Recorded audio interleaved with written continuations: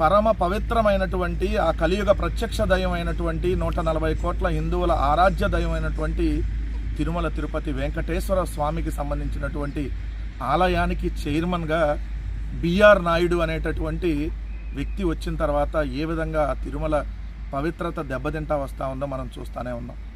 ఈరోజు స్వయంగా వచ్చినటువంటి వీడియో ఫొటోస్ ఏదైతే బాధ్యత కలిగినటువంటి చైర్మన్ పదవిలో ఉండి పవిత్రమైనటువంటి ఆలయానికి రక్షణగా ఆలయ ప్రతిష్టని పెంచాల్సినటువంటి చైర్మన్ అడ్డంగా ఏదైతే అక్రమ సంబంధాలు పెట్టుకొని ఏదైతే వీడియోలు అతనికి సంబంధించినటువంటి ఫోటోలు అతని రంకు వ్యవహారాలన్నీ బయటకు వచ్చిన తర్వాత ఇదే బిఆర్ నాయుడు పొద్దున పూట పెట్టినటువంటి ట్వీటు అది deep fake video AI video అని పెట్టాడు. పొద్దున పూట పెట్టిన ట్వీట్ అది. పొద్దున్నేనేమో అది ఏఐ వీడియో, మధ్యాహ్నం ఏమో అతను ప్రెస్ మీట్ పెట్టి వీడియో మొత్తం మార్ఫింగ్ చేశారంటలేదు, కొంచెం మాత్రమే కొన్ని చోట్ల చేశారంటున్నాడు. పొద్దునేమో ఏఐ వీడియో, మధ్యాహ్నానికి వచ్చేటప్పటికేమో వీడియోలో కొంచెం మార్ఫింగ్ చేశారు, మొత్తం మార్ఫింగ్ చేశారు అని నేను అంటలేదు, కొంచెమే చేశారని చెబుతున్నాడు. సిగ్గు శరం ఏమన్నా కొంచెమైనా ఉందా? నువ్వు బిఆర్ నాయుడు అని అంటే బి అంటే బరి తెగించిన, ఆర్ అంటే రంకు. బిఆర్ నాయుడు అంటే బరి తెగించిన రంకు నాయుడా, లేదంటే బిఆర్ నాయుడు అంటే బూతు రోత నాయుడువా? బిఆర్ నాయుడు అంటే శానాకాలం ఏదుంటుంది, ఏం తమాషాలు అనుకుంటున్నారా అన్నారు కదా మీ యాంకరు. శానాకాలం ఏదుంటుంది ఈ వ్యవహారాలన్నీ.